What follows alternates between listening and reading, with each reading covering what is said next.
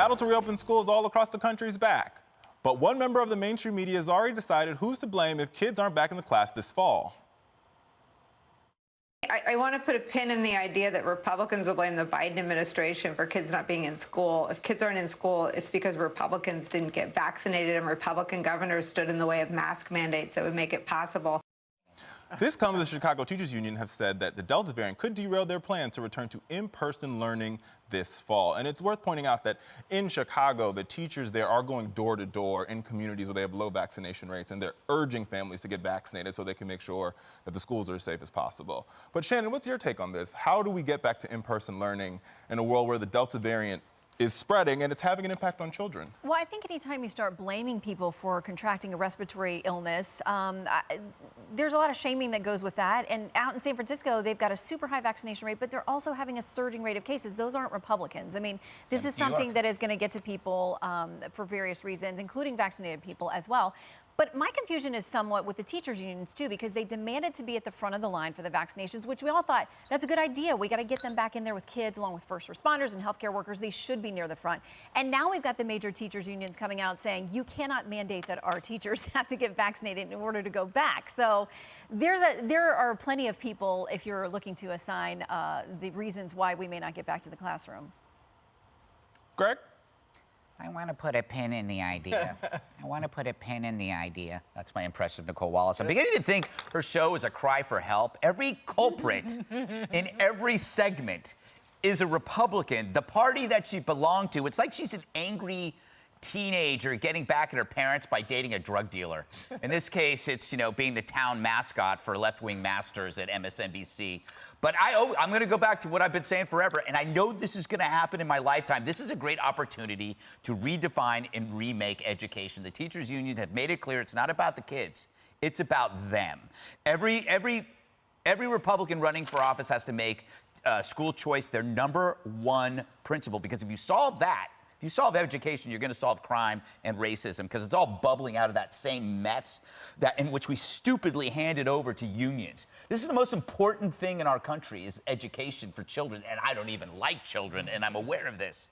But we have allowed this to decay, and we're letting these lunatics control this. It is time, again, to create the Peloton model, which is marry charismatic, highly paid teachers, nationalize it so they can teach at home. If you're going to be at home doing these Zoom classes, why not get the very best instructors in the world and make them stars? Why does it have to be local? Nationalize it. Get rid of this crap. Well, and one thing I will say is interesting. The Florida Board of Education today was having a meeting talking about the masking mandates, because Governor DeSantis is, his policies down there. They actually were told that students can move and the money can move with them. If students, if parents want to take kids out of schools, that the money can follow with the kids. And that, for a number of different issues, could be a huge, DeAngelis, Sean DeAngelis, is that his name? The guy that's behind this move? Is like, it's spreading. It's an amazing thing.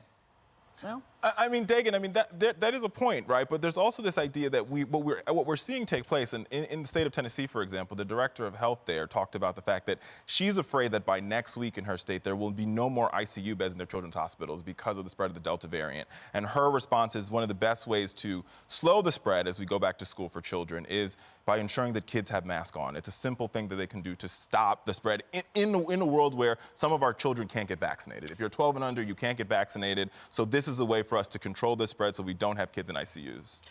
There is no evidence that the Delta variant is more severe, period.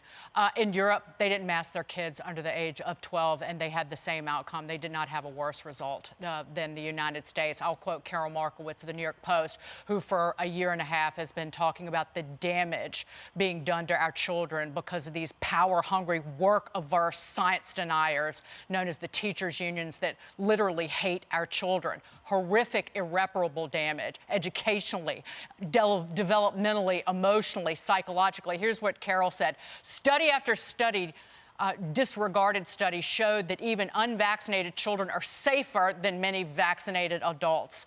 Kids don't spread COVID the same way. Schools aren't infection hotspots. Kids rarely get sick from COVID, and when they do, it's no worse than a cold. But instead, these liberal lowlifes in the White House, the education secretary and the like, they're softening the beach for these teachers' unions to pull another con job on America because they don't want to get back to work. 60% of teachers in New York City not vaccinated, so that's the problem. That the likes of Randy Weingarten, again, trampling on our children's futures. But she wants the kids to go back to school. That's a lie, because they would have She said that yesterday They would have in an been in interview. school for a year and a half if that woman gave a flying damn about the life of kids.